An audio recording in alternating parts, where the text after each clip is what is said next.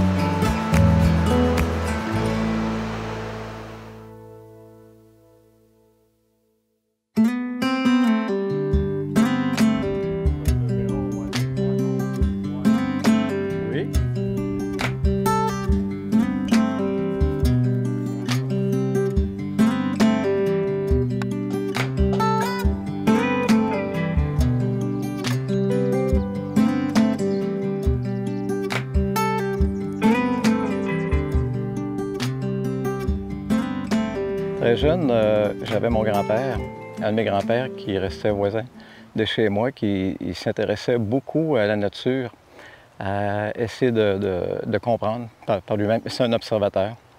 Et il observait les oiseaux et souvent, bon, il les nommait selon des noms vernaculaires, mais souvent. Tu avais quel âge à ce moment-là quand tu... J'avais 5, 6, 7 ans, puis je le suivais beaucoup. Donc, mon grand-père, lui, il aimait beaucoup les hirondelles. Les hirondelles bicolores, les hirondelles de grange, toutes les espèces. On voyait quand même plusieurs espèces dans le milieu rural où j'étais. Et il fabriquait des nichoirs. Alors moi, je trouvais ça trippant parce que je le voyais construire les nichoirs. Puis là, bien, il m'en construisait. Et là, c'est encore plus excitant. Et ça a été mes premiers bricolages aussi, d'ailleurs. Donc, je bricolais des nichoirs pour les hirondelles. J'en faisais, il y a des printemps, j'en faisais plusieurs. Bon, j'avais 7, 8, 9 ans, là, je fabriquais des nichoirs. Et là, plus j'en fabriquais, plus il y avait des hirondelles. Puis là, bien, je trouvais ça trippant. Les hirondelles étaient partout autour. Puis il y avait des hirondelles rustiques à travers. Et il y avait des hirondelles, ça donnait qu'il y avait des hirondelles à front blanc aussi beaucoup là, à l'époque, à cet endroit-là. Donc, c'était des rassemblements incroyables d'hirondelles à la fin de l'été, là. Puis on les attendait au printemps, évidemment. Ouais.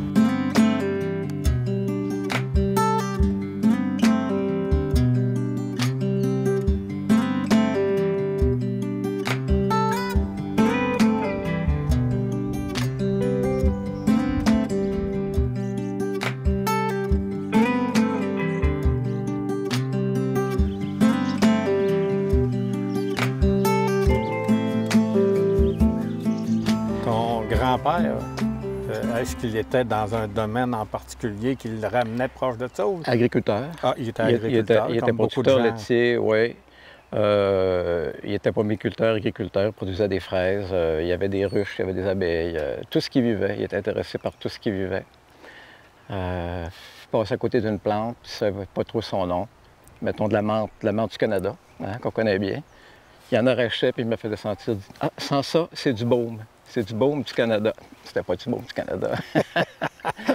Mais par l'intérêt, c'est ça, ça prend un mentor pour s'intéresser à un domaine, hein, bien sûr. Oui. Et puis, un peu plus tard, j'ai un camarade d'études et un camarade de travail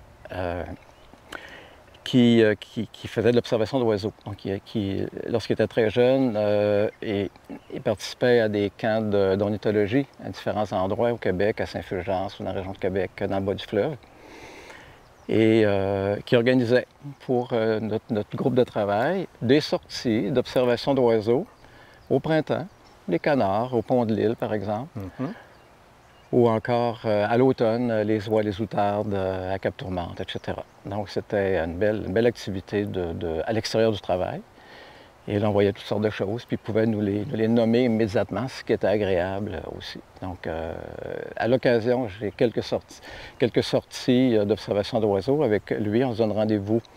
Par exemple, on peut se donner rendez-vous au Marais Léon-Provencher, au quai de Portneuf. On peut aller au lac Saint-Pierre, et puis on va voir les oiseaux de printemps.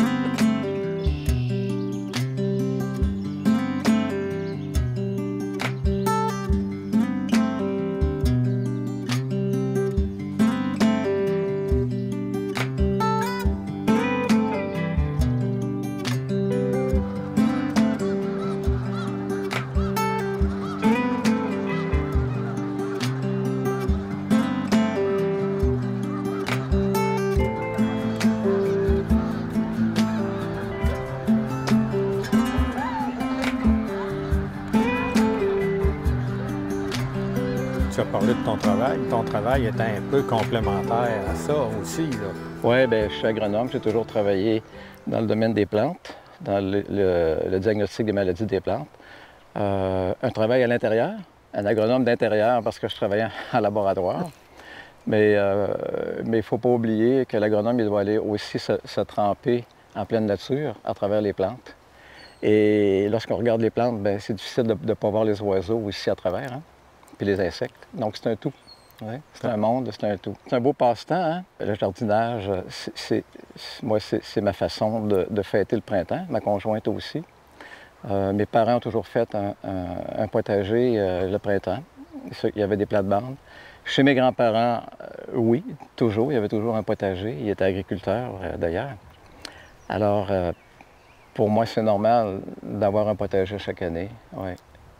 Et les oiseaux en font partie intégrante. Les oiseaux en font partie, absolument.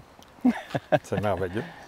Et tu t'occupes aussi de la forêt nourricière de Portneuf? La forêt nourricière, une forêt nourricière, il y en a quelques-unes qui ont été installées par des groupes de bénévoles dans le comté de Portneuf, dont la nôtre, ici, depuis déjà 5 ans, 4 ou 5 ans, et où l'objectif est de reconstruire une forêt nourricière à la fois pour l'humain, mais pour les animaux, pour les oiseaux aussi en particulier, avec des plantes produisant des fruits ou des noix, et où les espèces sont choisies.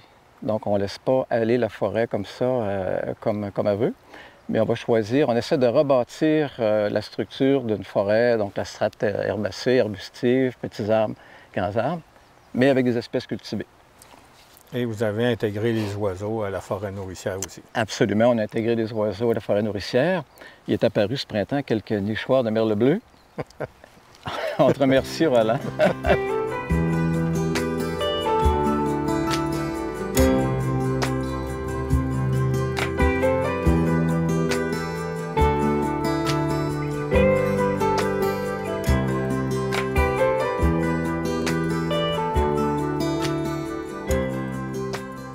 Ici, dans ton jardin, le merle bleu est présent depuis combien de temps? Depuis la première année où j'ai installé le nichoir, donc 3 années sur 4. Donc l'an dernier, le nichoir était occupé par des hirondelles bicolores. Et cette année, on les a attendus, ils ont eu un drôle de comportement ce printemps. On les a vus dès la fin d'avril. Et il a dû passer une dizaine de jours où plus rien. Il n'y avait plus de merle bleu.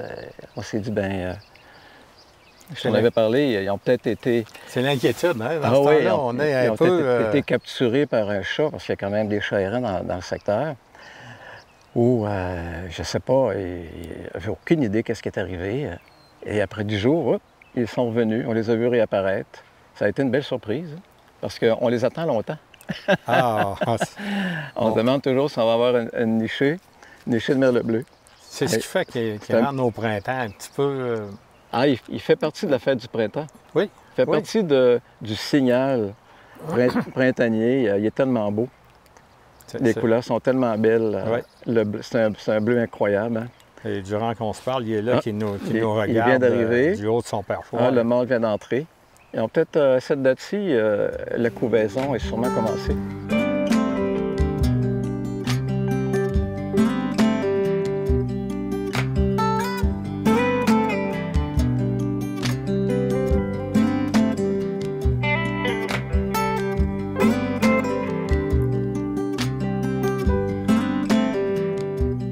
L'horticulture et les oiseaux, oui, il y a un lien. Ben, je vais prendre un exemple banal. Bon, il y a de la terre nue ici, là, je suis en train de travailler. Je viens de semer là, les pommes de terre. Et puis, ça attire les merles. Bon, les merles sont ici, ils viennent gratter. Bon, ils trouvent des vers, hein, c'est plus facile de trouver des vers. Ils sont en train de nourrir le petit, d'ailleurs, il y a des nids dans la haie de cèdre. Donc, ben là, j'ai un endroit, j'ai créé un environnement qui me permet de les attirer puis de les observer. C'est drôle, on est assis ici, moi et ma conjointe Denise, puis là, on les regarde. Ils viennent ici devant, là. Puis là, ils cherchent. Mais là, elle, comme moi, on se dit, bien, qu'est-ce qui fait qu'ils trouvent le verre? Est-ce qu'ils l'entendent? Est-ce qu'ils le voient? Parce qu'ils regardent comme ça de côté. Il semble puis écouter. Il court, puis il court quelques, je sais pas, 30 ou 40 cm, puis il l'attrape. Il l'attrape, il le capture. Mon Dieu, quel sens lui permet de le dépister?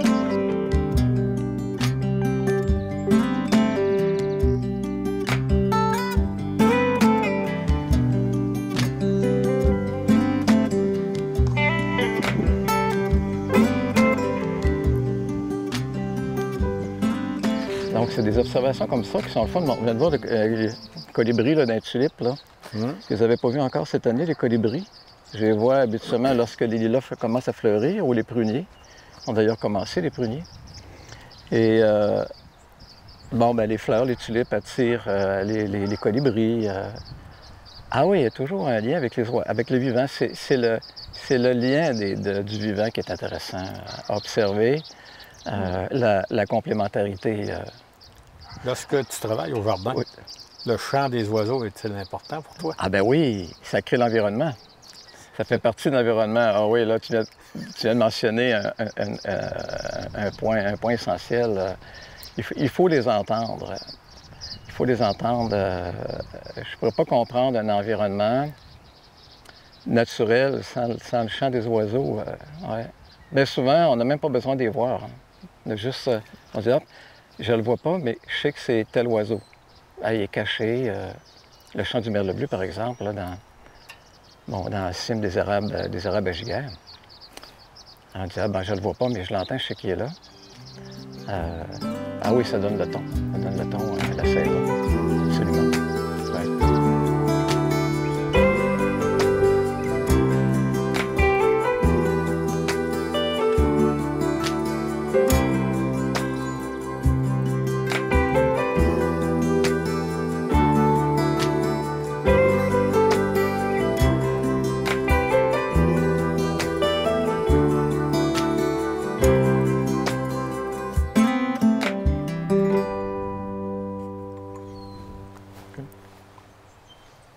Donc, c'est celui-ci qui est...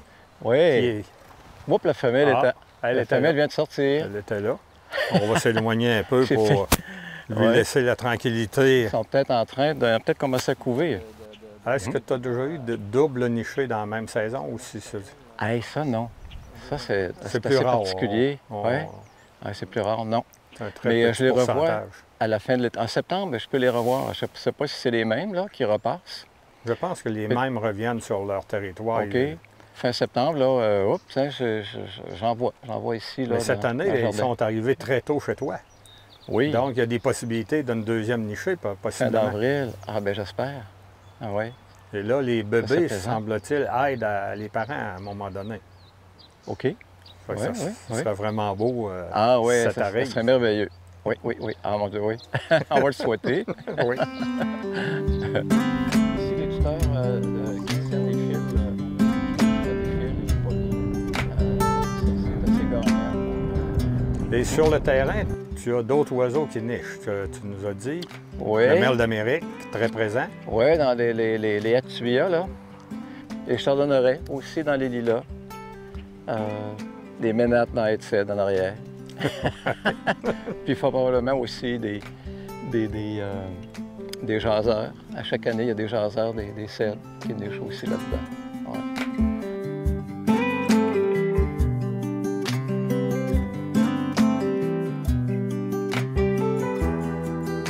les camérisiers, c'est un arbuste à fruits et qui fait un fruit qui ressemble un peu au bleuet et que les oiseaux adorent.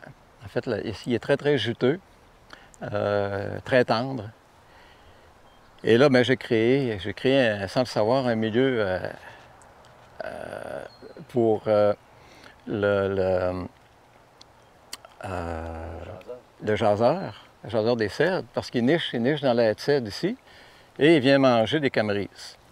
Donc, très souvent, là, il était caché dans le feuillage. Il mangeait les camérises, puis je m'en apercevais pas. J'arrivais à côté là, du camérisier, peut-être à 1 mètre, puis hop, là, il décidait de partir. Il se laissait approcher. Est-ce que le merle d'Amérique en profite aussi? C'est possible, mais je ne les ai pas vus. Je les ai pas vus manger des camérises. Non, les merles allaient plutôt dans les bleuetiers. C'est pas les seuls. Les ménates aussi peuvent venir en manger, les étourneaux sansonnets. Alors, c'est un beau garde-manger, ça, pour eux. Donc, j'attends quand même le plus tard possible avant de mettre les filets. Donc, ça, c'est les installations pour glisser des filets. Mais on le voit tout de suite, hein? On le voit tout de suite lorsqu'ils commencent à les manger. Là, on voit les bleus et blancs, même les blancs, hein? Ils les mangent. Ou encore, il y a des coups de bec là, dans les fruits. À ta gauche, on voit une haie de framboisiers. J'imagine que là aussi, les oiseaux ont beaucoup de plaisir à se rassasier. Bien, probablement qu'ils viennent aussi en manger, mais je les vois moins. Ça fait une haie. Les framboisiers, ça fait une bonne haie dense. Puis en plus, avec les tuteurs, ils ont des perchoirs. Hein. Donc ça leur aide. Mais oui, sûrement. Sûrement, ils viennent les vont venir en manger. D'ailleurs, aiment beaucoup ça. Oui. Mais lorsqu'ils ont le choix, ils ont des préférences. Hein. S'ils ont le choix, ils vont aller vers Camérises. les camérises, oui. Donc, c'est un Puis, conseil. évidemment, ils sont à côté, là, dans la haie de cèdre. Ouais. C'est le conseil que tu donnerais comme arbre fruitier pour les oiseaux, c'est la camérise. Les camérisiers. Ah, oui, la camérise. Pour les merles et les jaseurs des cèdres. Ah oui, c'est excellent.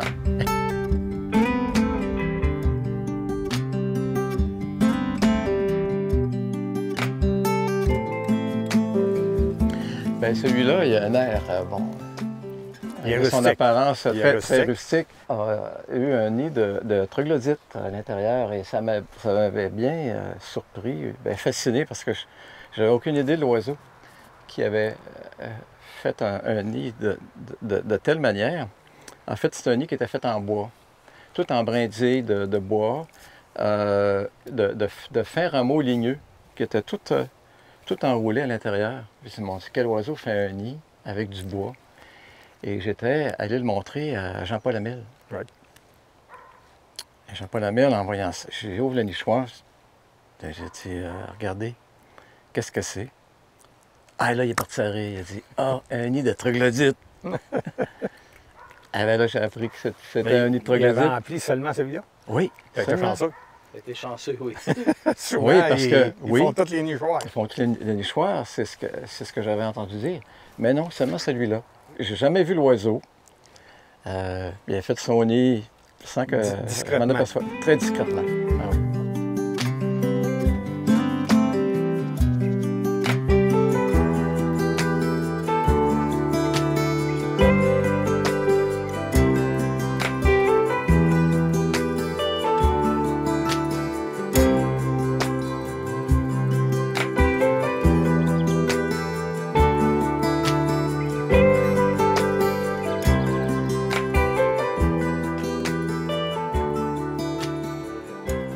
Elle regarde à l'extérieur si tout est sécuritaire. Ouais.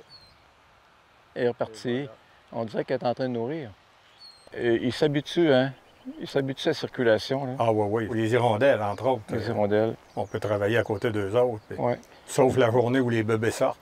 c'est ça. Là, ils sont plus agressifs, ce qui est normal. Les moineaux n'ont vraiment pas aimé ça lorsque j'ai rapproché un nichoir où est-ce qu'il est en train de s'installer, les moineaux. Et les hirondelles aussi étaient intéressées.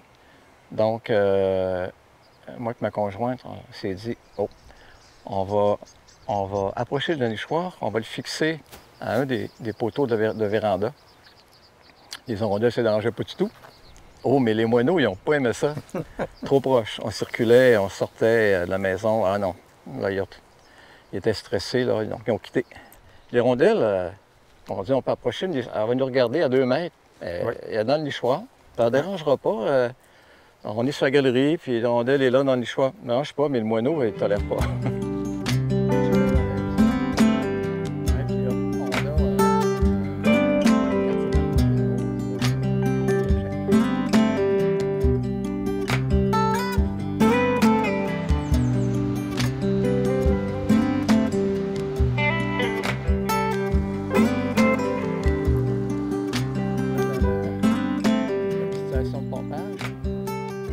Et l'ancien pont Bishop, dans ses structures de fer, il y avait les nids de tourterelles étaient tellement vieux, de merles et de tourterelles, qu'il y avait à peu près 1 mètre d'épais d'empilade, de foin, d'herbe. Ah oui, c'était fou, là. Tellement, là, les nids étaient anciens, étaient vieux.